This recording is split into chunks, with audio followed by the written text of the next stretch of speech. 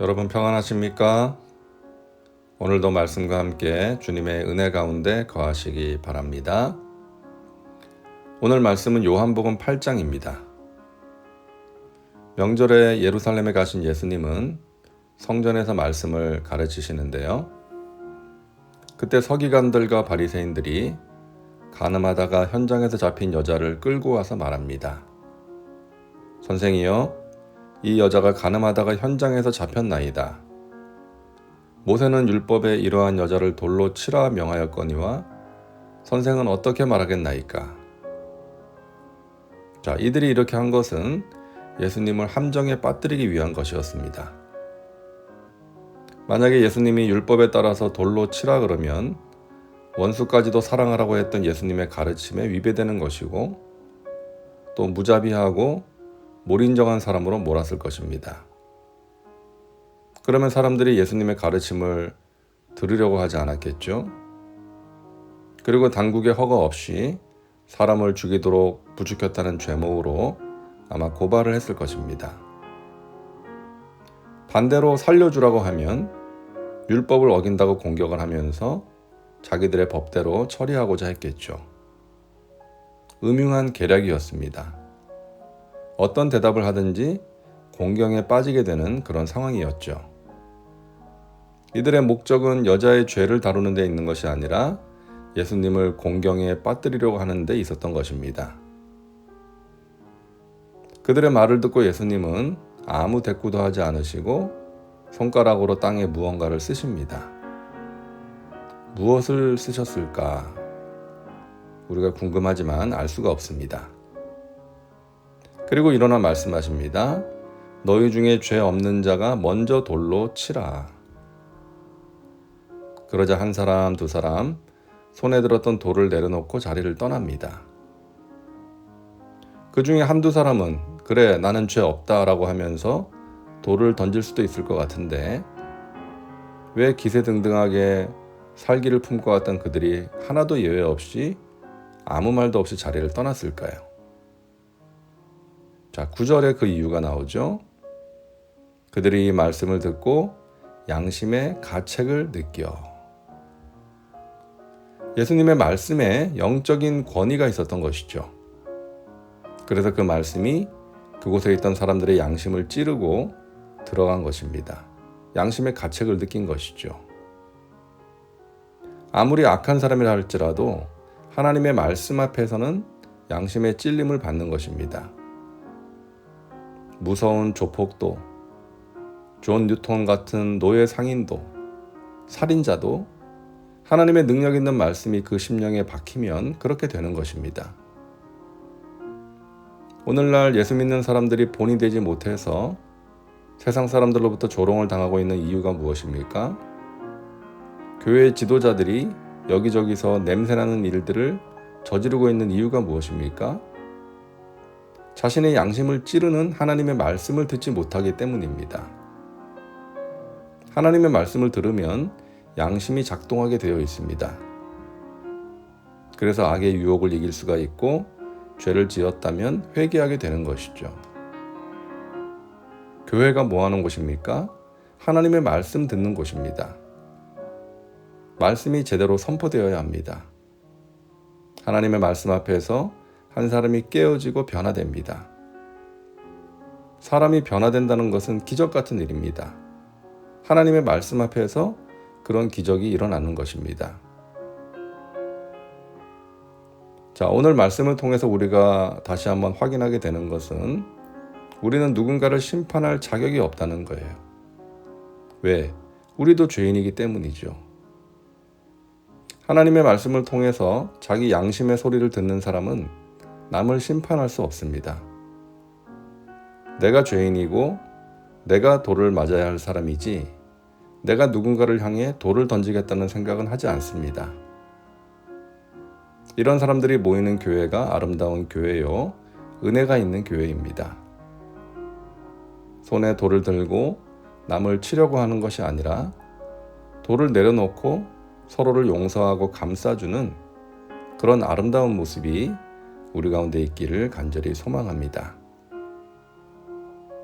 우리는 선과 악을 잘 분별합니다. 선악과를 따먹은 아담과 하와의 후손들이기 때문에 뛰어난 판단력과 분별력을 가지고 누가 잘했고 잘못했는지, 누구에게 어떤 문제가 있는지, 문제의 핵심이 무엇인지를 잘 분석합니다. 그런데 중요한 것은 그 안에 사랑이 있느냐는 것이죠. 아무리 명석하게 판단을 잘한다 할지라도 사랑으로 그것을 소화하지 못하면 하나님 나라에 유익이 되지 못합니다. 잘못을 무조건 덮으라는 것이 아니죠. 문제에 대한 분석이 필요하고 시시비비를 가릴 필요가 있습니다. 그러나 이 모든 것을 사랑으로 해야 합니다. 사랑이 없이 옳고 그런 것만 따지는 것은 주님이 기뻐하시지 않는다는 것이죠. 바리새인들과 서기관들에게는 사랑이 없었습니다. 어느 서기관이 예수님께 물었죠. 율법 중에서 가장 큰 계명이 무엇이냐고. 그때 예수님이 뭐라고 하십니까?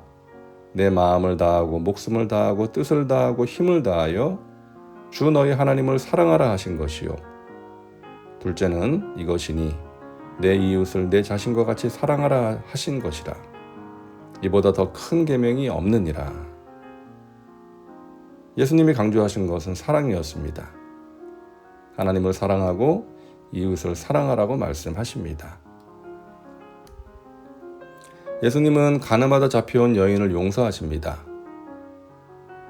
예수님은 죄를 무조건 덮으시는 것이 아닙니다. 예수님은 죄를 미워하세요. 그래서 뭐라고 말씀하세요?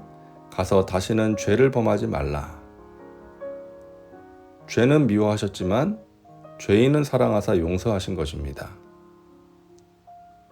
하나님은 우리의 죄를 회개하라고만 말씀하십니다. 그러면 십자가의 은혜로 보혈의 능력으로 우리 모든 죄를 씻어주시겠다고 말씀하십니다. 우리 입장에서는 얼마나 쉽게 용서받는 거예요? 회개만 하면 용서받으니까. 그런데 하나님 입장에서 보면 독생자를 죽음의 자리에 내어줌으로써 이룬 용서입니다. 예수님의 입장에서는 십자가에서 죽으심으로 이룬 용서입니다. 우리는 놀라운 은혜로 용서받은 것입니다. 가서 다시는 죄를 범하지 말라고 말씀하시죠. 어떻게 보면 실현 가능성이 없어 보이는 말씀이죠. 우리는 죄 용서를 받았지만 마음과 생각으로 또 말과 행동으로 또 죄를 짓습니다. 가서 다시는 죄를 범하지 말라는 이 말씀은 우리를 향하신 하나님의 소원이요 기대입니다. 죄를 지을 수는 있지만 죄에게 져서 죄의 노예로 사는 것이 아니라 죄를 이기는 삶을 살기를 원하시는 것이죠. 어떻게 가능합니까? 십자가의 은혜 가운데 살면 가능합니다. 나의 죄 때문에 하나님의 아들이 죽으셨다는 사실을 기억하면 쉽게 죄를 지을 수가 없는 것이죠. 그리고 십자가의 은혜로 나의 모든 죄가 사함받았다는 사실을 믿으면 죄책감에 사로잡혀 살지 않게 됩니다. 그리고 십자가의 은혜를 기억하면 누군가를 향해 쉽게 돌을 던질 수가 없습니다. 우리가 죄를 이기는 길은 십자가의 은혜에 붙들려 사는 것입니다. 십자가의 능력으로 가능한 것입니다. 우리가 십자가를 붙들고 있는 한 이 세상이 소돔과 고모라처럼 악해져도 아무리 원수 마귀가 발악을 해도 승리할 수가 있는 것입니다. 기도합니다.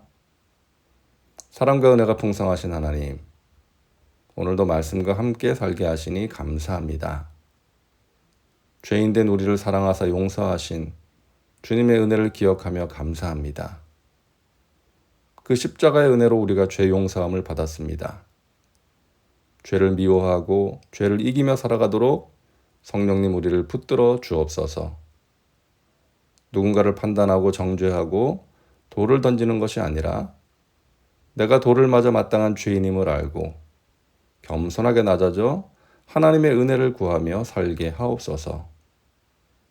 손에 들었던 돌을 다 내려놓고 서로를 용납하고 감싸주는 아름다운 모습이 우리의 교회 공동체 가운데 있게 하옵소서. 예수님의 이름으로 기도하옵나이다. 아멘. 오늘도 말씀과 함께 은혜 가운데 거하시기 바랍니다. 여러분 사랑하고 축복합니다.